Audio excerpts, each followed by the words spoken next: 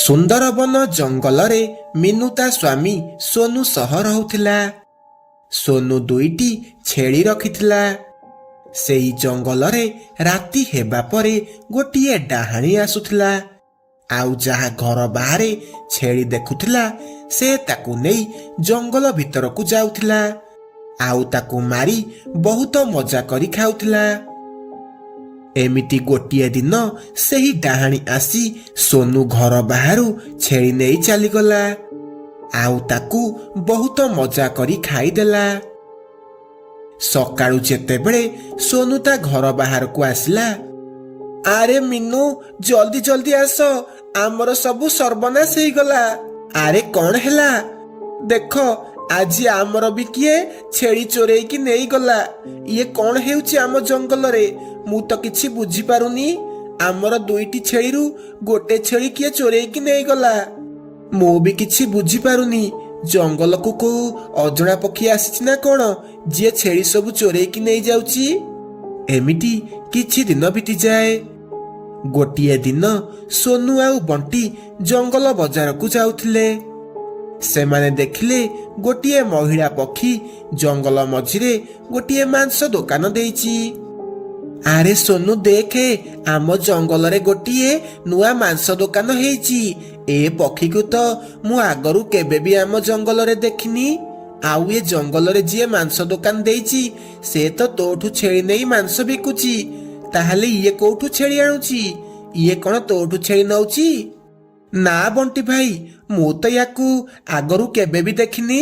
ଚାଲେ ଆମେ ଯାଇ ତାକୁ ପଚାରିବା ସେ କୋଉଠୁ ଛେଳି ଆଣୁଛି। ଏହା କହି ସେମାନେ ଦୁଇ ଜଣ ତା ପାଖକୁ ଯାଆନ୍ତି। ଆରେ ତମେ କିଏ?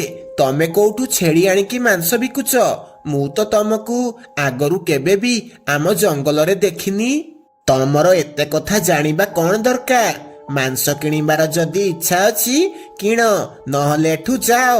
ଏହା ଶୁଣି ବଣ୍ଟି ଆଉ ସୋନୁ କିଛି ନ କହି ସେଠାରୁ ଚାଲିଯାଆନ୍ତି। ଆରେ ମିନୁ, ତମେ ଜାଣିଛ ଆମ ଜଙ୍ଗଲରେ ଗୋଟିଏ ନୂଆ ମାଂସ ଦୋକାନ ହେଇଛି। ଆଉ ଗୋଟିଏ ମହିଳା ଚିଲ ମାଂସ ବିକୁଛି। ହେଲେ ମୁଁ ବୁଝିପାରୁନି ସେ ଛେଳି କୋଉଠୁ ଆଣୁଛି।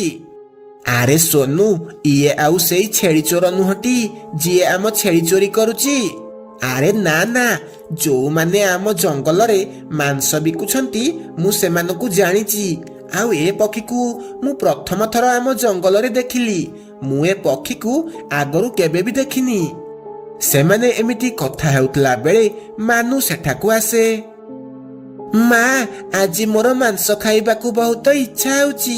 ଆଜି ରାତିରେ ମତେ ମାଂସ ତରକାରୀ କରିକି ଦଉନ? ହଉ ପୁଅ, ମୁଁ ଆଜି ତୋ ପାଇଁ ମାଂସ ତରକାରୀ କରିଦେବି।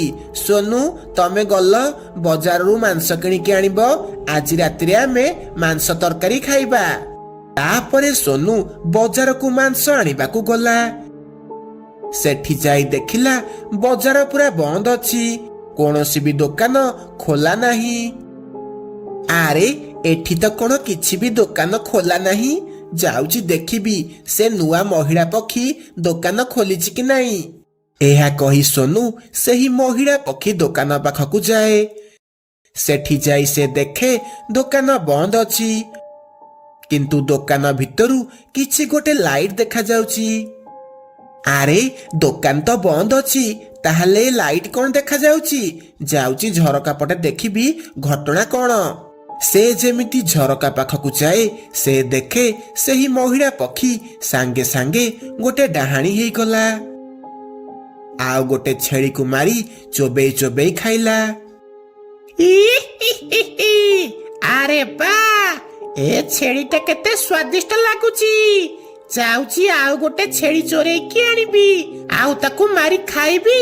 ଆଉ ଅଧା ଦୋକାନରେ ବିକିବି। ଏହା ଶୁଣି ସୋନୁ ସିଧା ଘର ଭିତରକୁ ଯାଏ। ତୁ କିଏ? ତୁ କାହିଁକି ମୋ ଛେଳି ଗୁଡାକ ଚୋରି କରି ଆଣିଲୁ? ମୁଁ ଜଣେ ଗରିବ ପକ୍ଷୀ। ତୁ ମୋ ଛେଳି ଗୁଡାକ ଚୋରି କରି ଏଠି ଆଣି ମଜା କରି ଖାଉଛୁ। ତୁ କିଏ? ତୁ ମୋ ଘର ଭିତରକୁ ଆସି ମତେ ଛେଳି ଚୋରି କରିବାକୁ ମନା କରୁଛୁ? ତତେ ଆଜି ମୁଁ ଜମାରୁ ଛାଡ଼ିବିନି। ତତେ ମାରି ଖାଇଦେବି। ନା ନା, ମତେ ମାର ନାହିଁ। ମତେ ଛାଡ଼ି ଦିଅ, ମତେ କ୍ଷମା କରିଦିଅ। ତାପରେ ଡାହାଣୀ ଯେମିତି ସୋନୁକୁ ଧରିବାକୁ ଯାଇଛି ସେତିକି ବେଳେ ମିନୁ ସେଠାକୁ ଆସେ। ଏ ଡାହାଣୀ ରହିଯା, ମୁଁ ଜାଣିଥିଲି ଆମ ଛେଳି ସବୁ ତୁ ଚୋରି କରୁଛୁ। ଆଜି ତୋର ଖେଳ ଶେଷ ହେଇଗଲା। ଏହା କହି ମିନୁ ସେ ଡାହାଣୀ ଉପରକୁ ଗଙ୍ଗା ଜଳ ପକେଇଦେଲା। ଗଙ୍ଗା ଜଳ ପଡୁ ପଡୁ ସେହି ଡାହାଣୀ ଦେହରେ ନିଆଁ ଲାଗିଗଲା। ଆଉ ଡାହାଣୀ ସେଇଠି ଜଳି ପୋଡ଼ି ମରିଗଲା। ତାପରେ ସୋନୁ ସେହି ଜଙ୍ଗଲରେ ଗୋଟିଏ ମାଂସ ଦୋକାନ ଦେଲା ଆଉ ନିଜ ପରିବାର ସହ ବହୁତ ଖୁସିରେ ରହିବାକୁ ଲାଗିଲା। ମଧୁବନ ଜଙ୍ଗଲରେ ମିନୁ ଚଢ଼େଇ ବୁଲି ବୁଲି ଅଣ୍ଡା ପରଟା ବିକୁଥିଲା। ଅଣ୍ଡା ପରଟା, ଗରମ ଗରମ ଅଣ୍ଡା ପରଟା, ଜଲ୍ଦି ଜଲ୍ଦି ଆସ, ନହେଲେ ଥଣ୍ଡା ହେଇଯିବ। ମିନୁ ଭଉଣୀ, ମତେ ବହୁତ ଜୋରେ ଭୋକ ଲାଗିଲାଣି, ମତେ ଜଲ୍ଦି ଜଲ୍ଦି ଗୋଟେ ପ୍ଲେଟ୍ ଅଣ୍ଡା ପରଟା ଦିଅ। ହଁ ମିଟୁ ଭାଇ, ଏବେ ଦଉଛି, ଇଏ ନିଅ ଅଣ୍ଡା ପରଟା। ମିଟୁକୁ ଅଣ୍ଡା ପରଟା ବହୁତ ଭଲ ଲାଗୁଥିଲା। ସେ ସବୁଦିନ ମିନୁ ପାଖରୁ ଆସି ଅଣ୍ଡା ପରଟା ଖାଉଥିଲା। ତାପରେ ମିନୁ ମିଟୁକୁ ଅଣ୍ଡା ପରଟା ଦେଇ ଆଗକୁ ଗଲା। କିଛି ବାଟ ଗଲା ପରେ କାଳୁ କାଉ ତା ସହ ଦେଖା ହେଲା। ଏ ମିନୁ, ଜଲ୍ଦି ଜଲ୍ଦି ମତେ ଗୋଟେ ଅଣ୍ଡା ପରଟା ଦିଏ। କାଳୁ ଭାଇ, ତମେ ସବୁଦିନ ମୋଠୁ ବାକିରେ ଅଣ୍ଡା ପରଟା ଖାଉଛ ଆଉ ମତେ ପଇସା ଦଉନ। ଆଜି ପଇସା ଦେଲେ ଯାଇ ଅଣ୍ଡା ପରଟା ମିଳିବ। କଣ ତୁ ମୋ ମୁହଁ ଉପରେ ଜବାବ ଦଉଛୁ? ଭଲରେ କହୁଛି, ମତେ ଅଣ୍ଡା ପରଟା ଦେ, ନହେଲେ ତତେ ବାଡ଼େଇକି ତୋ ପର ଭାଙ୍ଗିଦେବି। ନାଇଁ କାଳୁ ଭାଇ, ମତେ ବାଡ଼ାନି, ମୁଁ ଏବେ ଅଣ୍ଡା ପରଟା ଦଉଛି। ମିନୁ ଡରିକି କାଳୁକୁ ଅଣ୍ଡା ପରଟା ଦିଏ। କାଳୁ ବହୁତ ମଜା କରି ଅଣ୍ଡା ପରଟା ଖାଏ। ମା, ଆଜି ବି ତମର ମନ ଦୁଃଖ ଥିଲା ଭଳି ଲାଗୁଛି ଆଜି ବି ସେ ଦୁଷ୍ଟ କାଉ ତମକୁ ଡରେଇକି ମାଗଣା ଅଣ୍ଡା ପରଟା ଖାଇଛି। ହଁ ପୁଅ, ଆଜି ବି ସେ ଦୁଷ୍ଟ କାଳୁ ମୋ ପାଖକୁ ମାଗଣା ଅଣ୍ଡା ପରଟା ଖାଇବାକୁ ଆସିଥିଲା।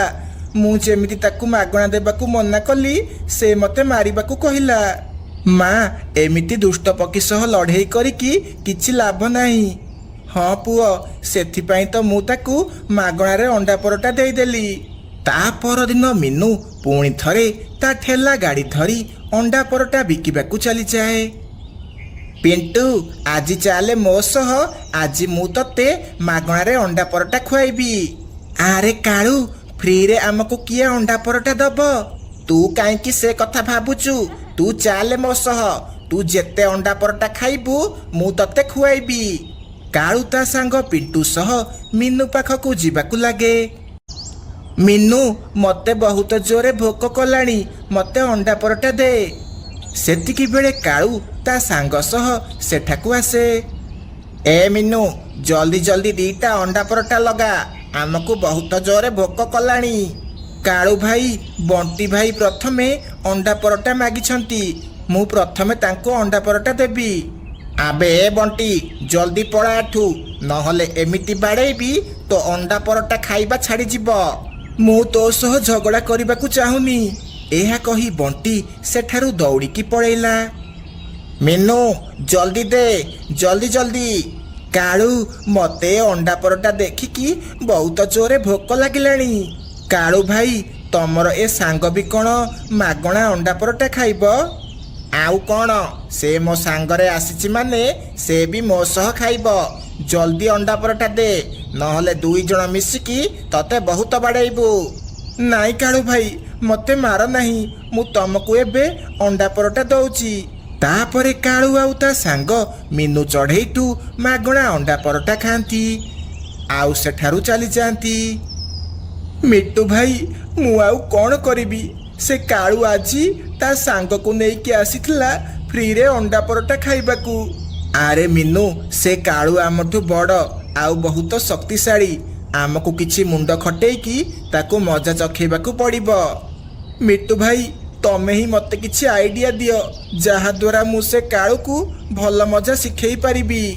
ମିନୁ, ତୁ ଗୋଟେ କାମ କରେ, ପାହାଡ଼ ଉପରେ ଗୋଟେ ଗଛ ଅଛି। ତୁ ସେ ଗଛର ମଞ୍ଜି ଆଣି କାଳୁ କାଉକୁ ଅଣ୍ଡା ପରଟାରେ ମିଶେଇକି ଦେଇଦେ। ତାପରେ ସେ କାଳୁର ଅବସ୍ଥା ପୁରା ଖରାପ ହେଇଯିବ। ଧନ୍ୟବାଦ ମିଟୁ ଭାଇ, କାଲି ମୁଁ ଏମିତି ହିଁ କରିବି। କାଲି ସେ କାଳୁ କାଉକୁ ଭଲ ମଜା ଶିଖେଇବି। ତାପରେ ମିନୁ ତା ଘରକୁ ଯାଏ।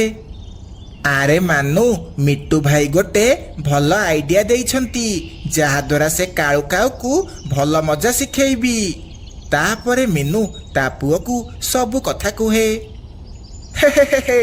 ଏବେ ପାଇବ ସେ କାଳୁ କାଉ ଭଲ ମଜା। ଗରମ ଗରମ ଅଣ୍ଡା ପରଟା ଖାଇବ ନା? ହଉ।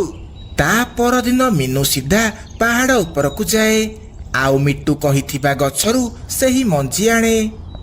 ତାପରେ ମିନୁ ଅଣ୍ଡା ପରଟା ବିକିବାକୁ ଯାଏ। ଅଣ୍ଡା ପରଟା, ଗରମ ଗରମ ଅଣ୍ଡା ପରଟା। କିଛି ସମୟ ପରେ କାଳୁ କାଉ ପୁଣି ଥରେ ଅଣ୍ଡା ପରଟା ଖାଇବାକୁ ଆସେ। ଏ ମିନୁ, ଜଲ୍ଦି ଜଲ୍ଦି 2ଟା ଅଣ୍ଡା ପରଟା ଦେ, ବହୁତ ଭୋକ କଲାଣି।